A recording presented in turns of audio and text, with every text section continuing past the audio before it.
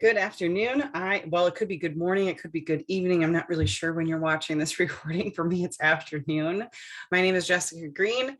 I lead and run the Team Hustle and Grow organization, and I've been with the company Lavelle and sharing the Thrive experience for just over 6 years at this point. So I want to share a training with you today called Grow Your Audience. It's something that we just started doing on our team and really focusing on, and I wanted to record a quick training so that we could give this to or make it accessible for any new person coming onto our team. So if you are new and you're watching this and I have not met you yet, welcome. I appreciate you taking the time to take your business seriously and help yourself grow to the next level. So I put this picture I have Siri talking to me.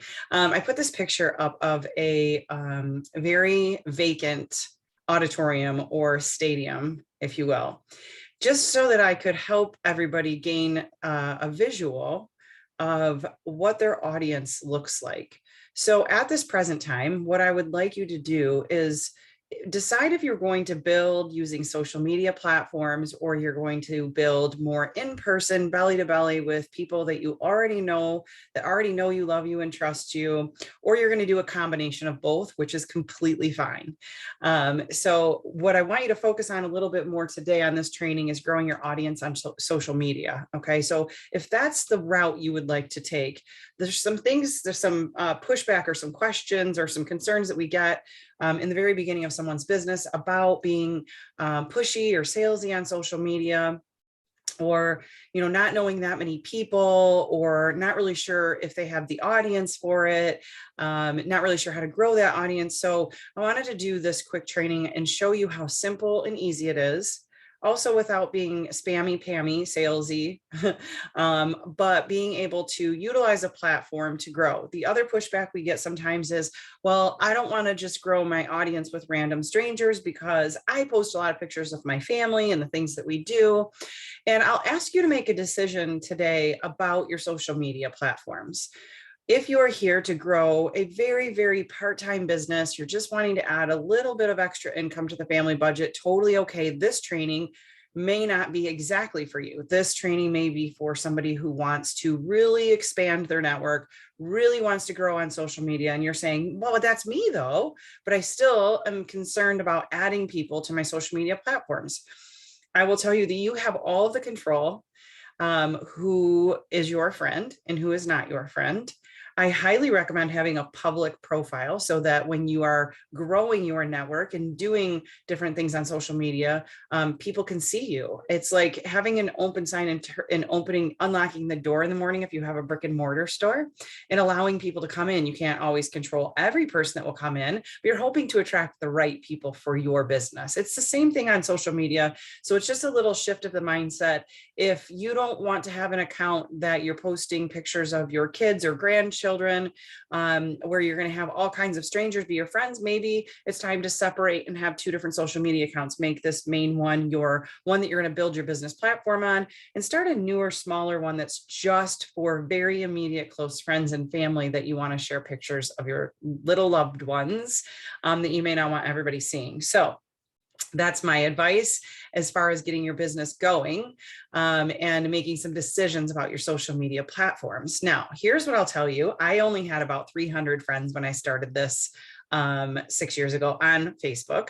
I still don't have a very large Instagram account. I had one. I lost it, and I've had to start rebuilding it. And my focus hasn't been there because Facebook honestly has been a huge blessing for my business. And I still tend to recruit most people there. And that's where I connect and create the most relationships, though I'm starting to learn and grow on the Instagram channels too. I'm definitely not your guru on how to grow Instagram. I do know that while we're growing your Facebook account, you can also be growing your Instagram at the same time. And I'm going to give you a couple of tips on that. And then if you have some in-depth questions, we have people on this team that are much better suited for that than I. So let's focus just on your Facebook account today. So I had about 300 friends when I started my Lavelle business, and I knew that I was going to need to grow that audience. And I didn't know what I know today, but what I can tell you today is that I am maxed out, have 5,000 friends, but I'm still turning over that audience every single day because I don't want to continue to recruit or prospect. Sometimes that word prospect is not the right word I want to use, but I don't want to continue to share and sell my product to the same 5,000 people forever and ever. That's like saying you have 300 friends on Facebook, and once you get past your first couple of weeks as a Le-Vel brand promoter, and maybe you've posted some things on social media, and you're looking for people who want to experience a little mini trial, that you would continue to just promote to those same 300 people. That just doesn't really make too much sense. And so more recently, we started talking about growing the size of our audience so that we have more people to share the amazing product that Thrive is. And of course, all of the other products that come along with that too, right? So I put this picture on here of an open, empty stadium audience so that you can get a picture of how many seats you really do have to fill. That could be your audience. And I asked this question: if you were given 5 minutes to get up on a stage in an auditorium or a stadium like this, and you were given 5 minutes to present what the Thrive experience is to that audience, and that audience had 5,000 seats in it, would you want an audience of 300, 200, 2,000, or 5,000? And I know that the answer, the logical answer, is we would like to have a full audience of 5,000 people. And you're saying, okay, that's great, but I only have 300. So what do I do? Well, that's what this training is for, is to show you a really quick, easy way to start growing that audience. And you have all the control over who you invite into that audience. And we're going to give you some quick, easy things to look at as you are building that audience, so you can make quick decisions and add at least 10 new people a day to your Facebook account, so that over the course of a year, you're going to add 3,650 friends, hopefully. And so if you're maxed out of friends, or you're getting close to that, don't fret, because I am always maxed out. And what I do during my process each day is I unfriend so many people and I friend new people, so that I am generating new friends who are paying attention to what I'm doing or actually care about what I'm doing. So I said, if people are concerned about not having enough space on there, or getting rid of people that are like friends or family, you don't really want to do that. You don't need to worry about that, first of all, until you get to maxed out 5,000 friends. Then what we're going to do is take a look at the 1,400, 3,600 rule that I'm liking to kind of go by, saying that 1,400 spots on your Facebook, in your Facebook audience, because you get 5,000, right? 1,400 of those can be friends and family, people on your team. And that's a lot of spaces. I don't even think that I have 1,400 spots for friends, family, and people on my team, though we have a very large team. Not all of them are 100% present, and I don't actually need to have all of my team on my Facebook account, because I'm not trying to sell to them or recruit to them. They're in my groups, they're on my chats, they have access to me, but I don't need more than 1,400 spots. That leaves me 3,650 spots so that I can regenerate my friends list every year. So I make it a goal to add 10 new friends each day to my Facebook account. And then there's a process of me unfriending some people I'll get to in just a minute when I flip to the next screen. But if I add 10 new friends each day, that means that I'm going to add 3,650 friends to my Facebook account every single year. I'm going to also try to unfriend and let go of 10 people each day to make space for the new ones. That means every year I'm regenerating 3,650 new people to be a part of this audience that I want to introduce the Thrive experience to. So I hope that math makes sense to you. And I'm going to give you just a few more pieces of information on how to grow this audience and what to do with them once you do, so that we don't lose them. Okay. So how do you nurture and grow your audience at the same time? And how do we keep attracting people into our audience?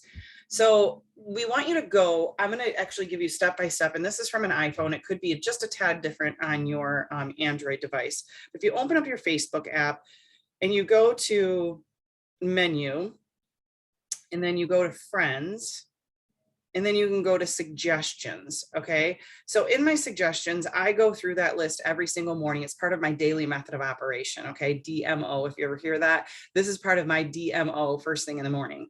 I go to my suggested friends. I start scrolling through there. I look for the people who have like 1, 2, 3, 4, or none mutual friends in common. So I'll go and I see their picture and I click on them.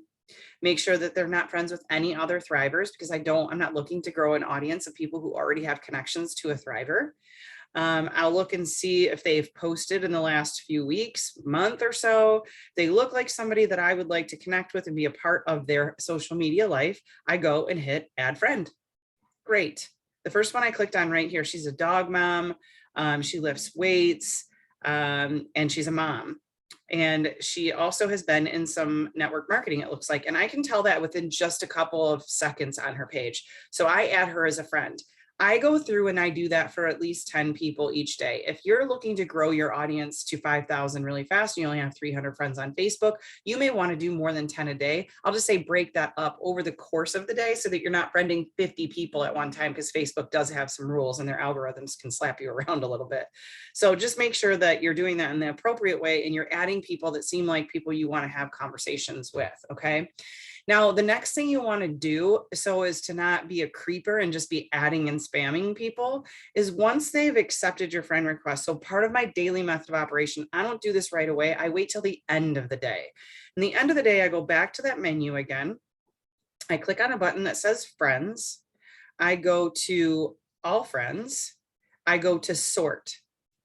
And then when it gets to sort, I put newest friends first, okay? Because that's going to give me everybody that accepted my friend request or requested me as a friend that I accepted in the maybe last 24 hours, since I do this daily, right? I have a message that I keep in the notes in my phone, and I'm going to read it to you really quick. You don't want it to say exactly what mine says because it's about me. And it says, thanks for connecting and accepting my friend request. Just looking to connect with some high energy, high vibe new friends.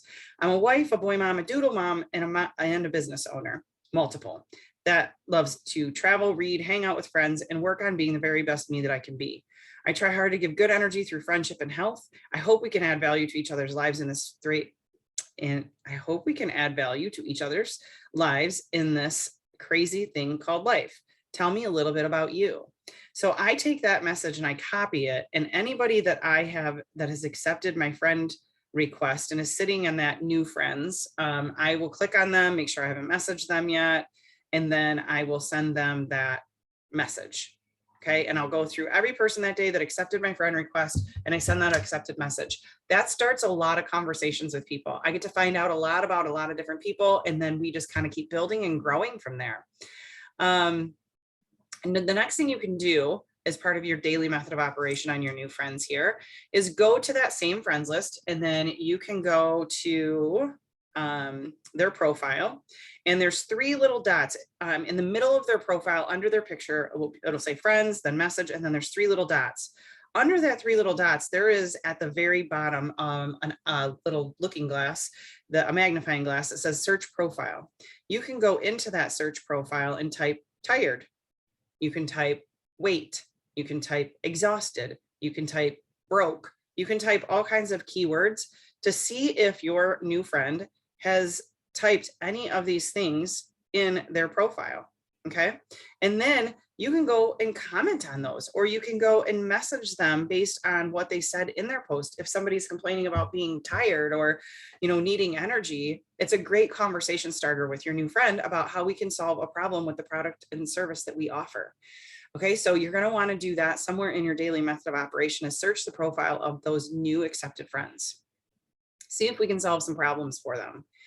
Okay, so next thing you want to do when you're friend requesting a bunch of people, right? And what do you do? I'll ask you, what do you do when you get a friend request? The first thing you do is you click on that person and you go to their profile, right? And you start checking out what is on their profile. Now, if you go to their profile and it has all kinds of like products they're selling and spammy pammy type material on their Facebook page, you're probably going, I don't know if I really want to be friends with this person, and you might pass them by. Well, people are going to do the same exact thing to you.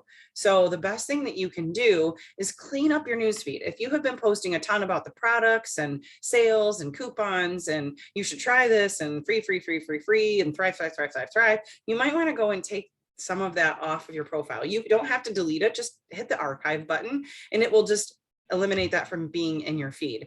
We say we want to obviously talk about our products on social media, and we do want people to know about our offers. Your stories are a great place for that. Your feed, you can put some stuff in. You can always relate your lifestyle back to your products and service. You can talk about your team. You can talk about the opportunities this company has given you. But I say go and clean up your newsfeed right away. Keep the salesy type stuff in your stories more so. And that way, when someone comes to take a peek at you, when you've requested them as a new friend, you don't necessarily turn them off right away thinking, oh gosh, this is another network marketing, spammy pammy type person who all I'm going to see in my newsfeed is her sales pitches. That's not what people want in their newsfeed. They want to become friends with you. They want to know a little bit more about your life. So what I suggest is one new lifestyle post per day at minimum. Right? You can obviously do more. Don't do a bunch back to back that you just compete with yourself with the algorithm of what falls in people's news feeds. But if you make at least one new lifestyle post per day, then when people go and search your newsfeed, they're going to learn all about you. They're going to learn about you're having, dinner with family. You're going on a vacation that your company helped pay for, or you're going to pick out your new car, or whatever it is. The just normal everyday life things. Share the good, the bad, the ugly instead of just the highlight reel. People want to be friends with real people, right? Not the highlight reels. So just make sure you're making a new nice post each day. Now, here's where I say, if you just have a minimum amount of friends on Facebook, let's worry about building Facebook first and not worry about building Instagram. Or it could be the other way around. If you're really focused on Instagram, focus on Instagram and then worry about Facebook next. If you're posting on one platform, a lifestyle post, this is where I say batch content to other platforms. If you've posted a lifestyle post, in a few days, you can come back and grab that post and then go post it over on Instagram. Okay. So every day after you've done this for 3 days, every day you'll have a new one to go back to. So I just say back up like 3 days, go grab the post that you posted on Facebook about your lifestyle, and then go post it on Instagram with some nice hashtags.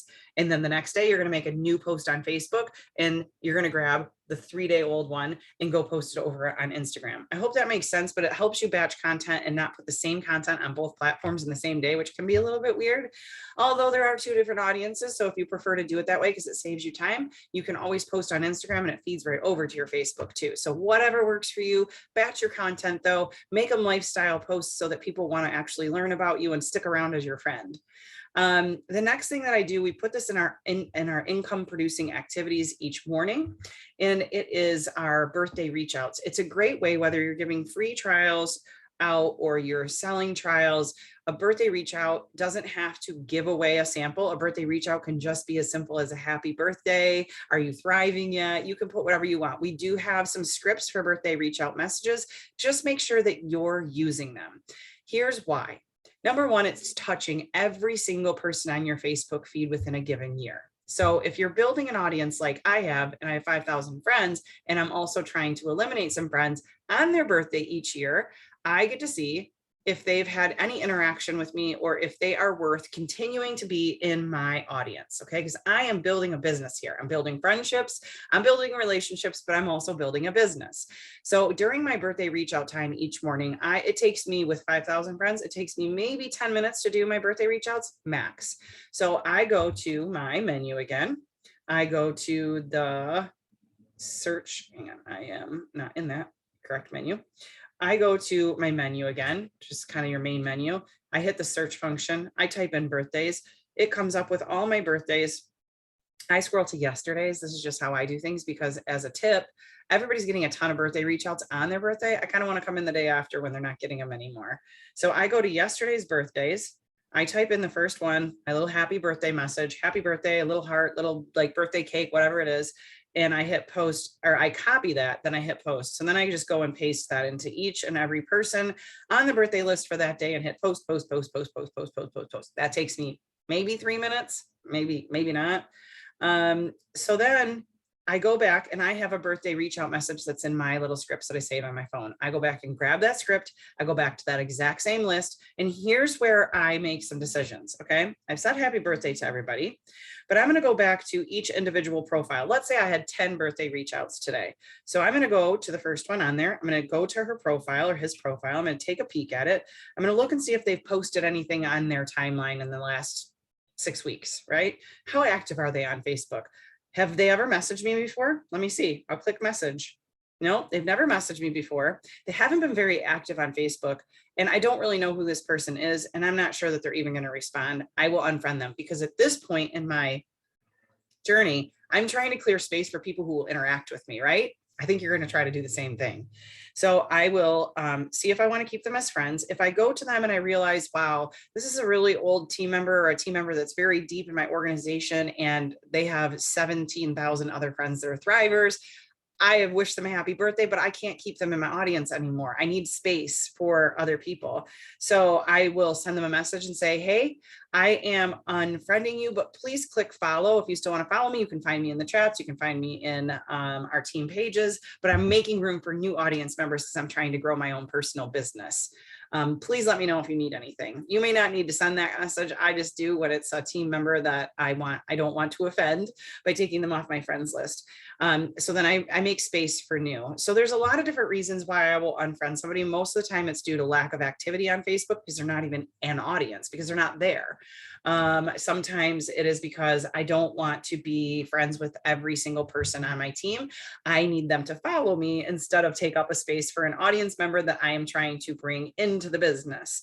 So I will unfriend, or I will send them my birthday reach out, and my birthday reach out offers them a free sample for their birthday. And all they have to do is reach back out to me and let me know that they want to take advantage of that. And I have a very specific way I handle birthday samples after that. And I'll get to that in just a second. Last, or not last, but almost last, is your follow-ups. You want to make sure that, you have a good follow-up system. And I don't care if that's digital. I highly recommend digital because we like to grow our business on the go. We want to be able to take it anywhere with us on our phones. So I personally use Trello. There's a training in our team guides that will teach you Trello. But if you're just getting started, don't worry about that yet. You can always do a paper calendar. You can always do an Excel spreadsheet. You can do whatever works for you. I highly don't recommend having a ton of sticky notes and note cards just because they get lost in the sauce. If you're going to keep it in a notebook, keep a very dedicated notebook for just your people that you're prospecting and working on. And you just want to make sure that you're following up enough. There's sales statistics on this, and most people only follow up once or twice and then they quit, but most sales aren't made until the 10th through 13th contact with somebody. So I highly recommend keeping a list that you are continuously following up on, and we'll teach you some skills on follow-up throughout plenty of other sessions. I just want to make sure that you keep in your mindset that you want to continue to follow up with these people as much as you can, and have a follow-up system. And then use your tools. I'm going to get into on the next slide just a couple, some information on how to kind of put a customer through a funnel. And I actually just had to think about that. I think I'm going to make it a separate training. So after this, I'm going to cut this training off. There's going to be another training that is going to be putting a customer through a customer funnel that you can watch after this training. I want to separate the two trainings. This one's really more about growing your audience, not necessarily putting them through a funnel. There will also be one about how to put promoter type prospects through a funnel as well. But use your tools is the last one. And that is our promoter prospecting page. If you're looking at somebody becoming a promoter, we have a page where they can get all kinds of information on how to be a promoter. That is called Wi-Fi Wealth Creators temporarily right now. It's been name changed to our Christmas Cash Bootcamp because that's the theme we're going with right now. But it is our promoter prospecting page. It is a big, huge, giant tool for you for third-party validation. We have a customer page called Happy, Healthy, Thriving. That is a massive tool that we have. You want to learn the ATM system. That will be in the next training. And there is a specific training just on ATM as well.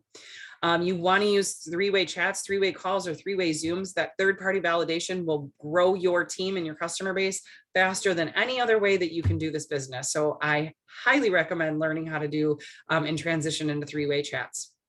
And then our fan page. Lavelle has an amazing Lavelle fan page. They also have a YouTube channel with product videos for every single product that we carry. So make sure you make yourself familiar with and bookmark that fan page and the YouTube channel. Those are going to be huge tools. So many tools in our toolbox. This is just one quick training on growing your audience. I'll see you on the next training, which is our prospecting for customer funnel, so that you kind of see what the process is as we take somebody from just a conversation to a sample to placing an order and beyond. So thank you for hopping on and watching this training today, and I hope you got a lot out of it.